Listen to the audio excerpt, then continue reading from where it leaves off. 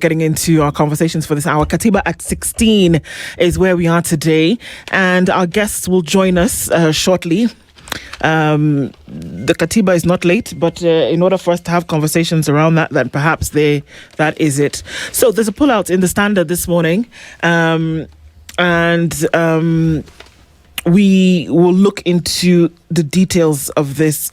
It's an in-depth of what's 16 years after citizens voted for a transformative constitution, Kenya confronts an uncomfortable question. What happened to the promise?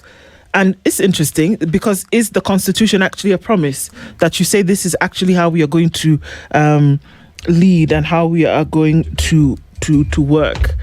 So the 2010 Charter expanded rights, devolved power, and placed integrity at the heart of leadership. Yet corruption allegations persist. Institutions face credibility questions. Millions remain trapped in poverty, and children still go hungry, drop out of school, and lack basic services. At the same time, a generation raised under the Constitution has found its voice, and it is demanding answers from boardrooms to streets. The battle is no longer over writing rights, but enforcing them. Kenya's constitutional promise is now on trial.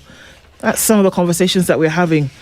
We're looking at the document that gave Gen Z a voice to demand accountability, whereby the Constitution guaranteed that you had a right to speak up when you're unsatisfied about the status quo. And that is actually what happened. There's a picture there that then looks into what was really happening during the Gen Z protests in 2024.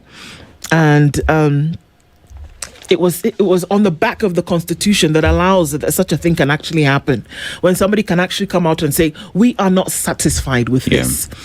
And that, for me, is when you make the connection between just what a document says and then people-centered, people-led governance. That anybody who's going to stand in a position of representation then is actually carrying what the people want. And it's not just like a spoiled child saying, well, I want this. No, it's actually when we say what the people want, we're talking about good governance. We're talking about sound leadership. We're talking about integrity. We're talking about the proper management of resources, and then, cutting back on corruption, cutting down on wastage and other things like that. That's what people want. People don't want I've come to realize that people don't want anything overly special. Let them do for themselves the special one. The basics is what they're looking for, and people are happy with that. If you're unable to guarantee the basics, you have no business asking anybody or being in a position of leadership. And I think that is the point where then we have to look at the promise that the Constitution gives, the promise that Kenyans give to themselves on how they want it to be led. And we have to ask ourselves, everything else that is being done today is pretty much the implementation of the Constitution. And how are we faring when it comes to that? Are we failing when you talk about security and what the Constitution talks about security? When you talk about education, when you talk about access to healthcare in an affordable manner, are these promises being realized today through implementation of this document called the Constitution? Because like you're saying, the document gave Gen Zs the right, but on a broader spectrum, look at since 2010, since the promulgation in 2010, look at how frequent protests have been there. Kenyans have realized the power that they do have. They are not afraid to speak to power because they realize that Katiba gives them the power to do that. But have we done it right? Are there gaps? What do we need to fix? And those in leadership as well, what lessons have they learned thus far? These are serious questions because I thought about it as you were saying that, where have you reached, and you're actually making sure that some of these things are taking place. If they're not, then that's where you see that there has a problem. And it's interesting because in the implementation of the Constitution, it talks about schedules, and in terms of which schedule are you, where have you reached, what have you then been able to achieve. If you're not constantly doing kind of like what we an account management of what you've been able to implement, then really, and for me, if you follow the tenets, all of these other things fall in place. You see all of these things that we busy ourselves doing, looking for money to pay school fees, Treasury to send capitation, looking for money to put back into SHA, looking for money to have proper infrastructure done. If you follow the Constitution in terms of things that you're supposed to be doing, some of these things go without question. Of course, now what that does is that it leaves room for you to implement policy and things like that. I think there is also the question of the spirit of the Constitution. Are we imbibing, rather, are we living or understanding the spirit of the Constitution other than just looking at the articles there are and saying this is how we will move? Because at the end of the day, many pundits have said that we need to look at the spirit of the Constitution in what it is saying without saying it. You look at when we're told about the powers there are, especially in constitutional commissions, the chapter 10 commissions, and you look at those commissions and you ask yourself, are we getting that which the Constitution intends that Kenyans get? Yeah. So when you look at the National Police Service, what are they doing to ensure that police officers that we have in the country are the best there are, and that they are serving the interests of Mwananchi as prescribed in the Constitution? If it is NCIC, how are they working with other institutions to ensure that what Katiba, the spirit of the Constitution, is actually achieved? Because most of the time we say Katiba is very clear. So Katiba is very clear because you've read it, you've interpreted it. But what about the spirit of the Constitution? When you're told the power belongs to the people, what exactly is the Constitution telling you when it says the power belongs to the people?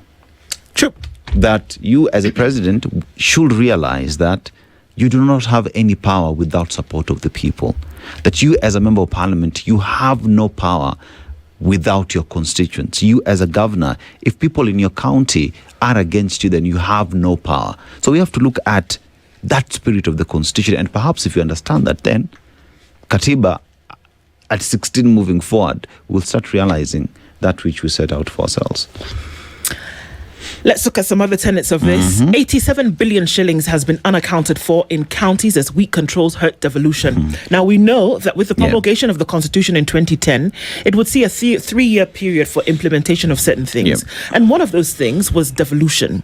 Devolution essentially meant that the center of power then would be diffused around the country, and that you would have 47 mini governments with a smaller geographic location to then govern.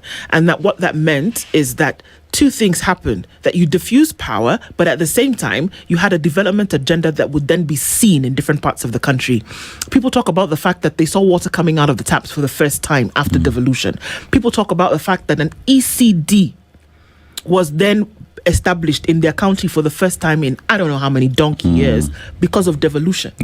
And that there was some what we continue to call far-flung, outside what radar now areas that then came under the microscope. And then you could actually see, wait, this place has a potential to do 1, 2, 3. If we were just able to channel the resources towards this area, we could see that people don't have to travel halfway around the country to go to school, get a job. But that this was what devolution was supposed to do. Now, will you have gaps? Absolutely. Yes. Will there be leaks? Yes, there will. But I don't think an 87 billion shilling leak is just a little bit of a leak. No, it is not. It is not. So the Constitution, whereas it said there is space for devolution, and this is what we must do, that it is a surefire way of developing the country. And, absolutely, that without devolution, it's very possible that you would have still seen some parts of Kenya for whom development would never touch, even with a 10-foot pole. That's true. But now this happened. Does it also then give leeway for you to say, well, we've never had this kind of thing before? So if you have leaks with the money, then perhaps that's acceptable or it's understandable. But I think if you look at the Constitution as well, especially when you talk about the leaks, there's a reason why EACC is a commission with all the powers that it has, because then it has been put in place for those leaks to be stopped, right? But then again, you also have to look at the bigger spectrum. When you talk about the counties, who are the first people to ensure that these leaks don't exist? County assembly members, because it is their work to oversight the day-to-day running of the country. Remember, when you talk about budgeting in the counties, it is members of county assembly who approve these budgets and also oversee how these funds are being spent. So when you talk about these leaks in the counties and where we are at the moment, the bigger question is individuals who've been given the responsibility in sealing all these leaks, do they first of all know their role? Do they know what it is they're doing? Or is it a question of individuals just being in office for the sake of being in office because Katiba gave us devolution, and in that devolution, ensured that we had MCAs, that we had EACC, who are supposed to stop these leaks. Yep. Yep. So when you look at certain things, then it's quite obvious that we have gaps. Yeah. And so whether it's going to look at where we started off with what the document gave in terms of a right to demand for accountability, and then also with devolution, but also a right to say that just because it's something that you haven't done before doesn't mean that you can waste the resources. I think even as we look at wasting resources, remember before counties we had the provincial administration, the provinces that we had before, and that was some sort of devolution, not what we have today. So every part of the country had some sort of representation in one way or the other. Yep. And devolution only came in then to build up on whatever was there before. So then with that being in place, how really have we fared? Those are the questions. Our guests this hour have seemed to be coming in bits. Kind of like the implementation of the Constitution. In schedules. Schedules. And one of them is here. Advocate Wakili Joshua Nyamori. Good morning. Good morning, Bill. How are you doing? I'm fine. Karibu. How are you and how is the setup? Salam, fine. Nice to see you after a while. Good to see you. Yeah. It is. Like we said, we're getting into the conversation. Thank you for being here. We're looking into Katiba 16. What is your overview about what it looks like in terms of the implementation of the Constitution and where we should be? My view is that the Constitution 16 years down the road definitely altered the way we run the country. We have successes that we should celebrate, and we have misses. It is work in progress. Why do I say this? As I walked in, Asset was talking about devolution. In many ways, devolution was revolutionary. I grew up in the slums of Kondele in Kisumu, and we needed to, influence decision being made through development plans at the Treasury in Nairobi. Okay. Right now, last week, I was attending a town hall meeting for, the Kondele ward. That is the place I grew up in. Yeah. And residents were able to raise with me issues to do with, lack of infrastructure, about failed, sewerage system. And it didn't take me to write to Treasury in Nairobi as a lawyer for a citizens-led movement in the city. I simply wrote to the governor. I wrote to the other service providers like Kisumu Water and Sewerage Company.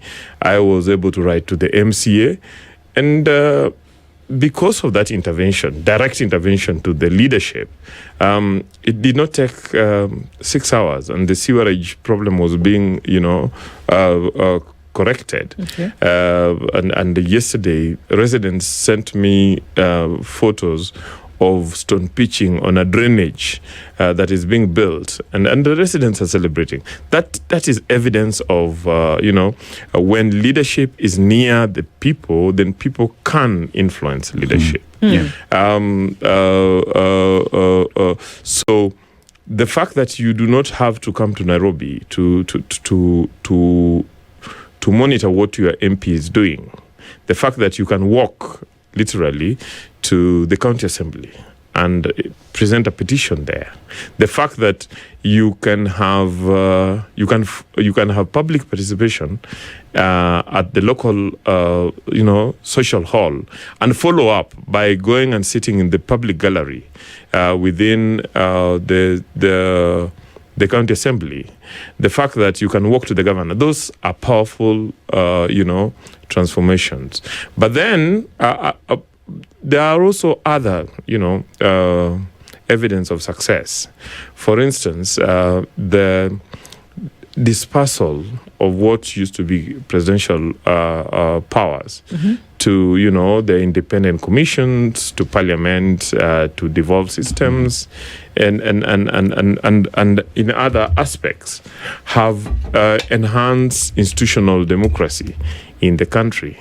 The fact that we have a judiciary that can strike down presidential and other executive decisions in many aspects. But then my view is that the areas where we have not done very well, my view is that the Constitution was supposed to achieve around 3 areas. One was we needed to constrain power. And we did a good job in operationalizing how power could be constrained, and power is constrained especially on how public officers get to power and how we exercise authority over them, including judicial review in courts. But then the Constitution should not have been an end to its means. Constraining power and directing power should have not been an end to its means.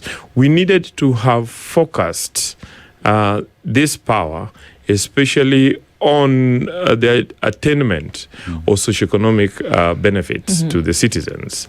And, I like the fact that the president conceded to this, that 16 years down the road, and 60 years after independence, we are still struggling with the basic socioeconomic needs of the country: housing, water, sanitation, education, healthcare.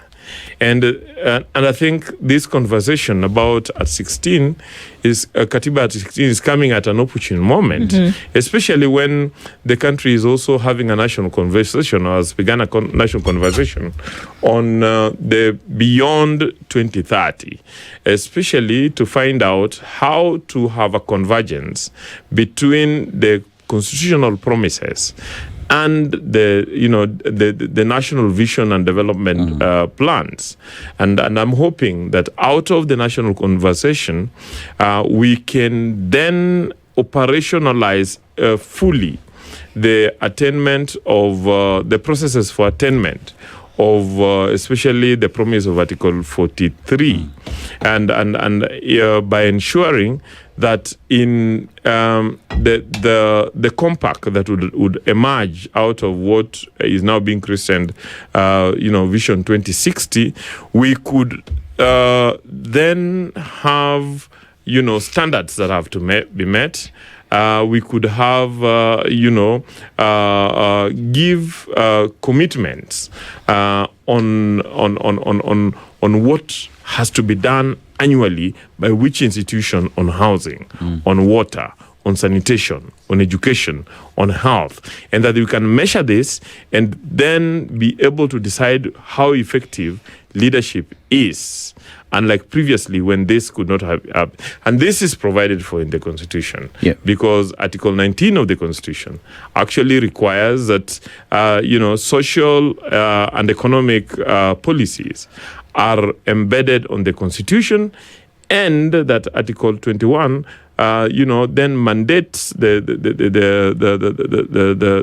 government to ensure that they can justify the progressive implementation of the socioeconomic promise of the Constitution and Article 40.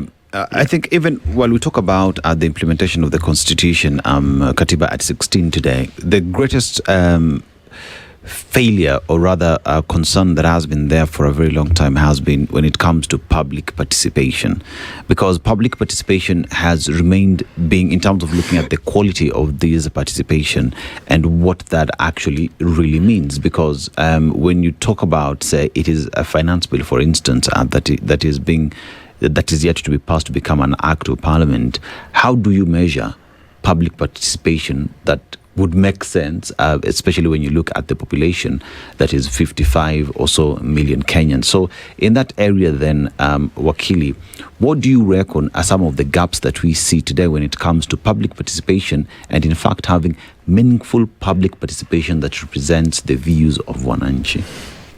My view is that there is no gap in the Constitution. The Constitution is supposed to be a body of principles. and values that we should pursue. And public participation is then ingrained in Article 10 of the Constitution as a national principle and value. And that beyond that, the various provisions of the Constitution require public participation, and the public themselves are then required by, I think, Article 3 to protect, promote, and defend the Constitution. And that would include ensuring that they participate in the governance. So it's not only a right, but it's also an obligation to the citizens. Now, you then ask me the question whether there are gaps. Definitely there are gaps. It was a new way of governance that would completely alter our governance processes. And you'd expect that there is push and pull between the old order and the new order. Because the old order, where there was little participation, gave discretion, especially to public officials, and that public participation reduces this discretion significantly. Courts have had an opportunity to litigate on the principle of public participation, and the ruling or subsisting jurisprudence is that public participation must be real. It might not just be, something that is done to tick the boxes. And for it to be real, it is incumbent upon the duty bearer to demonstrate that the citizens, one, have full information that would require them, that would enable them to participate. For instance, if you are talking about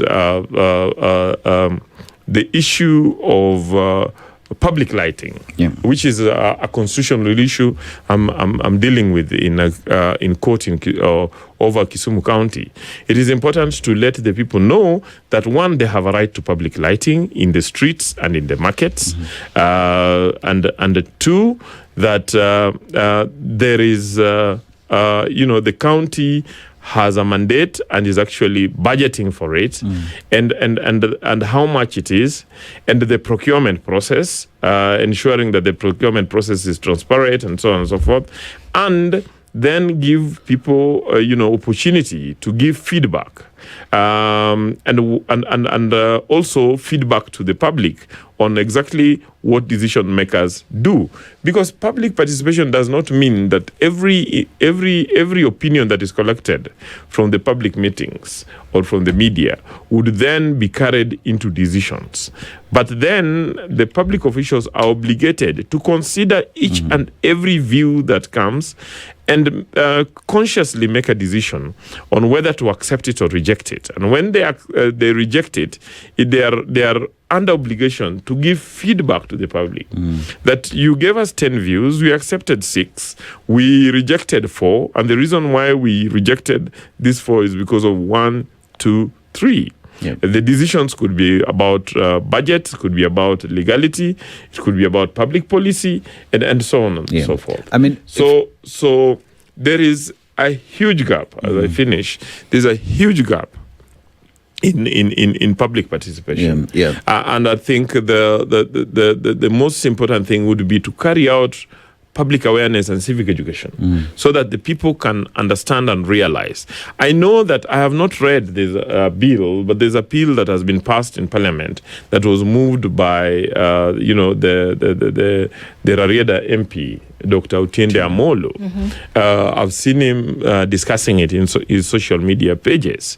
And I think that would be a transformative issue to operationalize the principle based on decisions that have been made on the court and actual practice over the last 16 years, so that we can have the do's and the don'ts and standards to measure that public participation is effective. But it is also important to appreciate that public participation cannot be the same in each and every issue. It will depend on the issue. It will depend on the interests that are involved and the impact that it will cause. Yes. Go ahead.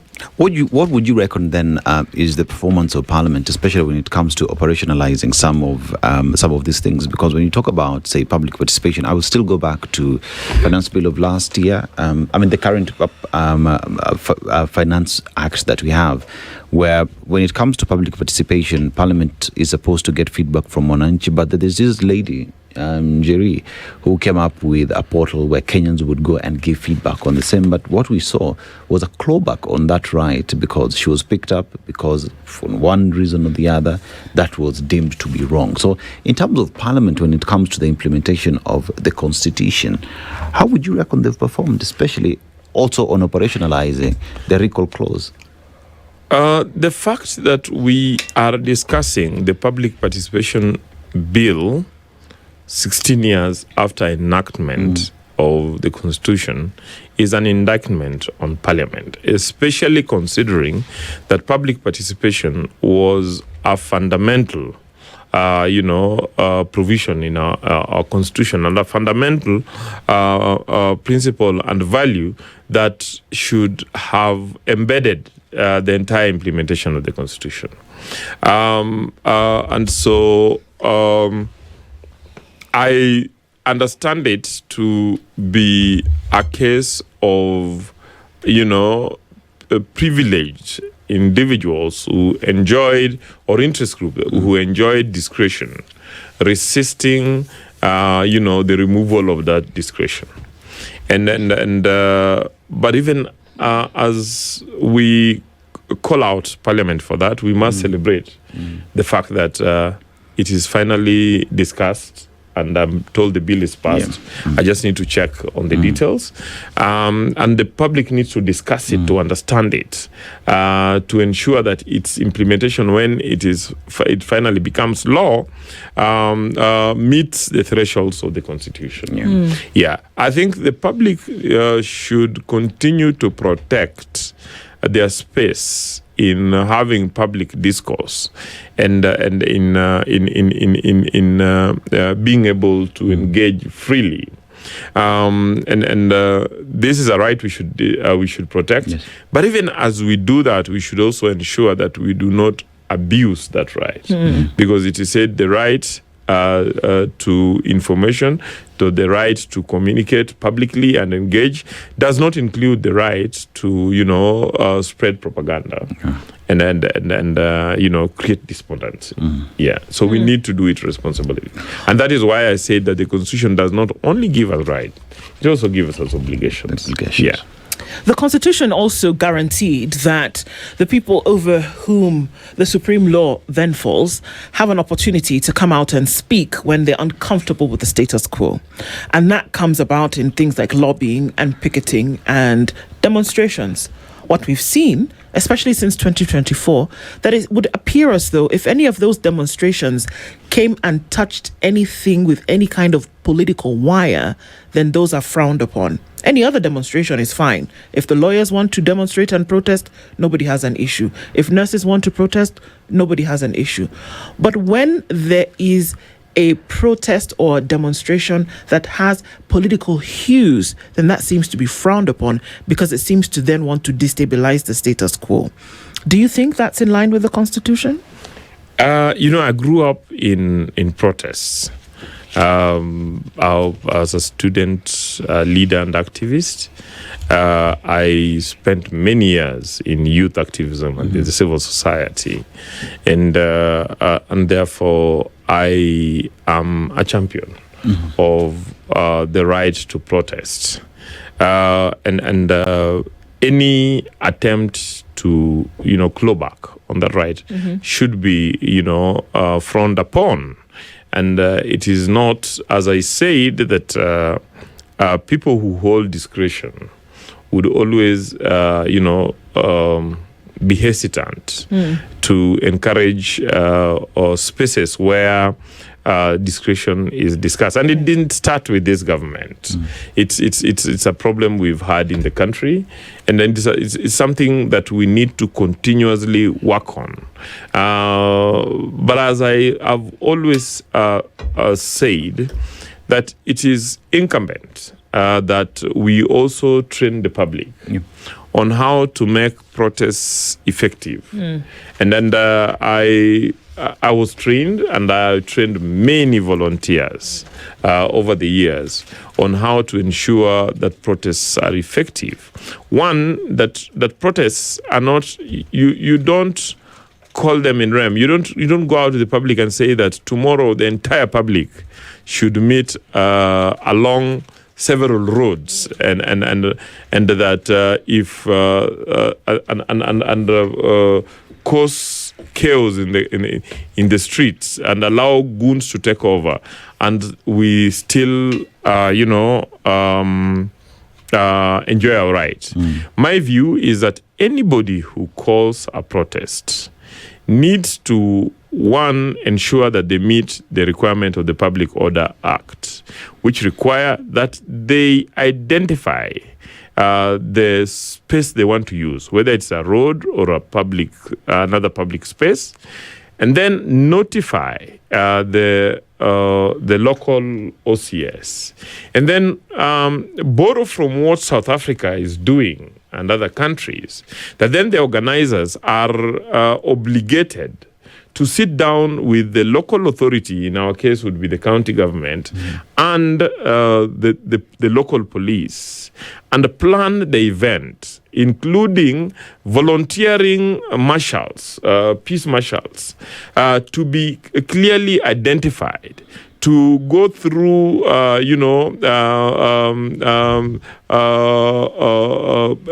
briefing on exactly how to do not only crowd control, but also how to ensure that the environment is protected and the cleanliness of the city is protected, and that the names, the contacts, and responsibilities for this is discussed, so that by the end of the event, the organizers have a certain responsibility to leave the spaces that they then use better, and that in doing that, they do not interfere with the other users of those spaces. You might, there's something that has gone unnoticed in South Africa, that we used to have very violent protests in South Africa, but that has reduced significantly.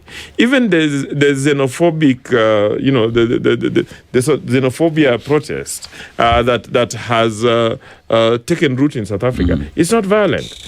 Look at the protest by Malema and his group, are no longer violent. Why?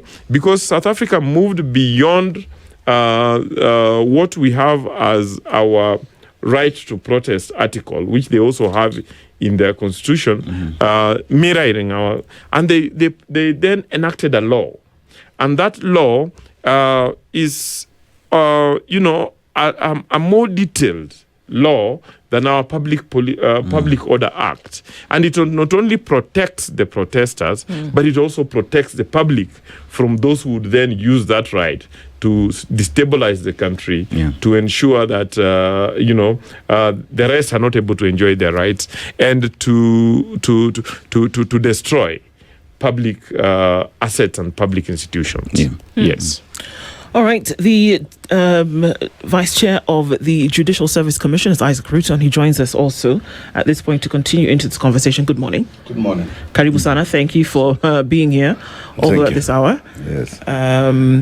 We're into it already. Been here for about 45 minutes already. But looking into the Constitution, Katiba at 16, we're going into several issues here, and some of the things that come about that we experience today is as a result of the promulgation of the Constitution. And there's some things that seem to not be. Devolution, as you're well versed with, came to diffuse power and allow that power and resource to go into all parts of the country. And what that meant is that there were parts of the country then that were developed in a manner that they had never seen development before, albeit that they have not gotten to the point where they should, but we saw something start as a result of devolution. Now, there have been talks that devolution is being undermined by the very fact that resources are not reaching the counties in the manner in which they ought to. Would you see that as deliberate and then as a way to then circumvent whatever plans the Constitution put in place in the first place? Thank you. Thank you very much. And I must apologize for coming a little bit late. Thank you for doing that. Yeah. Yes, thank you very much. Now, I think devolution was a great idea. It remains a great idea. Yeah. It's something we toyed around with when we were at the university much earlier in the early 80s. There was huge debates about it because there was a huge contrast between devolution and centralized planning. Remember, there was the Ministry of Economic Planning that was purportedly supposed to know everything all the way to our villages. And yet in the maps they had put on the board were dots. If you wanted to talk about Kirinyaga, you'll just see a dot on the very, very, very, very. They had no relationship with reality. Now devolution came in, and having practiced or having led, been one of the leaders during the period when devolution was not there, I remember as a member of parliament, I would sometimes have to come and look for medicine for my dispensaries, and I'd be given 5 cartons, 1 carton for every dispensary, to go and deliver. And you know what they were in that box? Just some aspirins, painkillers, gloves, and dawa ya watoto, the one for homa. I don't know what they are called. And that was all, and akina mama would say, Mheshimiwa amelete dawa. Really? Things have changed. Nowadays, we are talking about quality medical care down there at the rural areas. I want us to understand one thing. Having had the opportunity to be one of the first governors, and at that time, the first chair of Council of Governors, there was a time the governor of Mandera came to the Council of Governors. He was elected. That was Ali Roba. He came to tell us that for the first time they have made a cesarean delivery in Mandera. That was 2014. And he wanted us to celebrate. I told him, I don't think so. I think we just need to mourn. For 60 years, women have died at birth in your county. None has survived when they needed cesarean delivery. Thank God, devolution has come. Now, I'm just telling you that there are certain milestones that have happened in the medical field. For example, Wajir had only 2 doctors and 11 nurses. You can't say the same thing about Wajir at the moment. Take, for example, also Tana River. Tana River has made a lot of progress. Turkana has made a lot of progress. Development would never have been seen in those areas for quite another 50 years if we were to allow things to move in that direction. That is not to say that everything is a bed of roses. We could do better. Devolution has not received adequate resources. For example, you still find, even when we talk about the health budget, still a tiny part of that health budget goes to the counties, is actually shared as shareable revenue. Yet national government is supposed to have about 5 referral hospitals only to deal with. But you will find them having probably 80% of the budget or 90% of the budget of the medical budget, while the counties share only 10%. So in my view, there is room for us to improve on that. And I think it is the culture that we need to change amongst the leaders, members of parliament, the entire executive, and we have to have a mind change set. I know there is a problem. Of course, there are certain challenges among the counties also in terms of good governance, in terms of developing a strong public service at the county level. So you will see that in the counties, the public service, when I say public service, I'm not talking about the board. I'm talking about the officers in the counties, may not be exactly up to task. They are not properly trained. They seem to be employed at the whims of the powers of the day. And when I left as Chair Council of Governors, we had made an arrangement. We hoped to develop a countrywide public service that is synchronized with the national, so that at some point, even the ones that in the counties would move up to the counties without having to lose their terms of service and all that, and that it would be possible to move staff from Kiambu to Bomet, from Bomet to Siaya, from Siaya to Nanyuki, for something like that. We wanted Kenyans to be able to move, but we developed skills. We wanted a public service that is highly skilled. I think that is the area we are yet to touch. Nevertheless, I want to say this is a far cry from what we had before devolution, before the 2010 Constitution. 2010 Constitution has brought us a lot of progress. I want to tell you that during those days, before 2010, the district commissioner was the king. And he was a king unto himself. And you would have a budget sent to the counties. But at the end of the day, what goes into the project was about, you would probably expect 300,000. That looked like there's a lot of money. Imagine 300,000. But you would find the actual money spent on a project, a water project, would be about 15,000 or 30,000. You don't know what happened to the rest. So there was never any serious accountability. I still think at the moment, notwithstanding the challenges, I think it's great improvement. I mean, one would also look at funds that go to the counties. Yes. And with that, then if you look at the Constitution speaks about 15% of the last audited revenue. But the way we're operating is the last audited revenue is years back. And that, if you look at it in reality, the counties are getting the shorthand of the stick because it is not based off the reality of the day to day. So in terms of counties performing as per the standards, also to par 2026, that is not possible. What's the delay from where it is you sit, and what must we do to just fix it? At one time, I thought we would just have to change that part of the Constitution that handles that revenue. It should be not less than, assuming we retain 15%, it should be not less than 15% of the last audited revenue.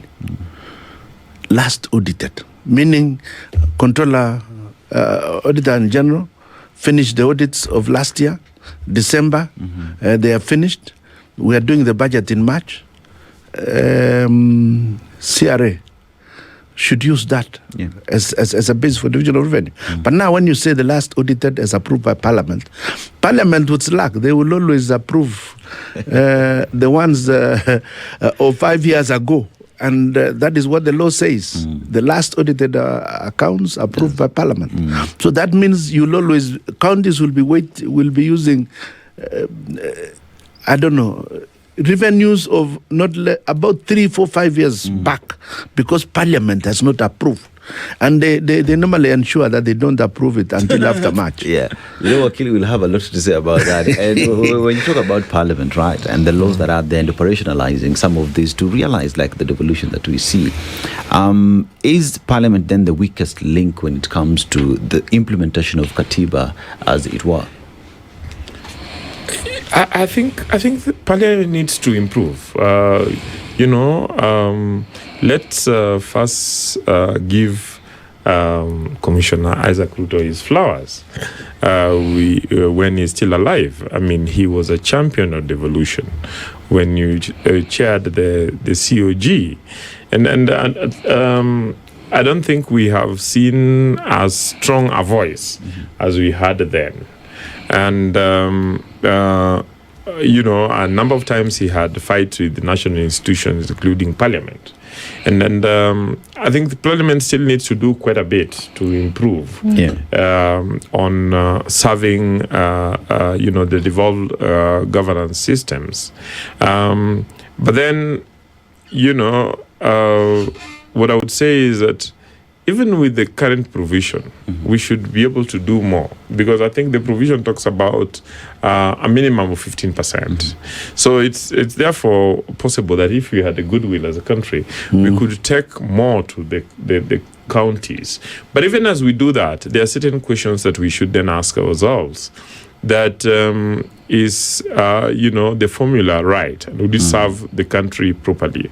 I'm asking this, for instance, that if we are to use this formula, and Commissioner Isaac Ruto, having experience, could probably talk to us about this, is that I was just looking at statistics on the inequalities in the country in 2013, when devolution was coming in. And when you had a president who was being celebrated of having transformed the country. And I was comparing, Central Province and my province, that is Nyanza Province.